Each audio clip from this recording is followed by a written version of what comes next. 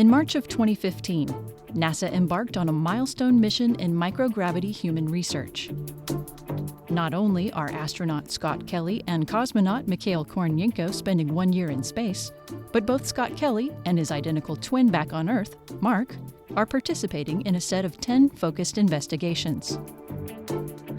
These investigations are studying how the space environment, including microgravity, radiation, and other stressors, affect the astronauts on a molecular level, and how changes at this fundamental level may affect overall changes in astronaut health and well-being.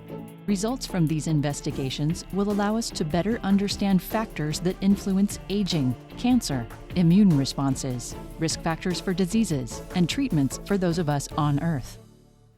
Many of these studies concentrate on the basic functions of our cells, while others concentrate on how cellular changes correlate with physiology, performance, and behavior.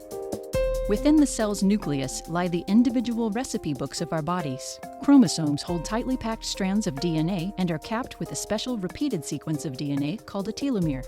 The length of telomeres shorten as we age or are subjected to stress. Inside the chromosome reveals proteins called histones, which are responsible for packing the DNA into coils.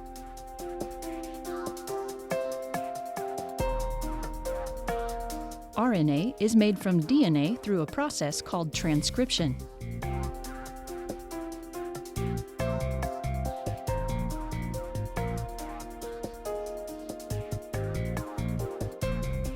Proteins are made from RNA through a process called translation.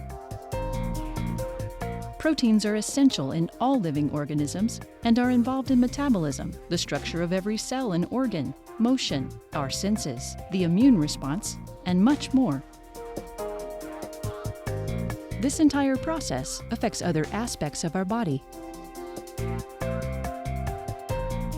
Blood and urine samples are being collected to provide a database on biochemical changes that may occur as a result of the spaceflight environment. Scientists will not only look for changes, but how they occur over time. In space, aspects of the immune system appear to be weakened, which could lead to infections. Other aspects appear to be overactive, which could cause allergy or hypersensitivity. Mark and Scott's response to a flu vaccine will be studied in hopes of providing further clues to this phenomenon. Monitoring arterial structure will enable scientists to observe any macroscopic changes in blood vessels. These will be compared to changes at the molecular level in order to reveal possible correlations. Fluid shifts on orbit can affect intracranial pressure and cause visual impairment. Experiments are being run to discover if fluid shifts might correlate with any molecular changes. Cognitive performance is crucial for mission success. Neuropsychological tests are being performed to compare how cognitive performance changes over time. These changes will be compared to molecular markers in order to reveal possible correlations. Bacteria help us digest food and contribute to immune system function. Knowing how these microorganisms change over time in space can help us protect astronauts' health on long-duration space flights.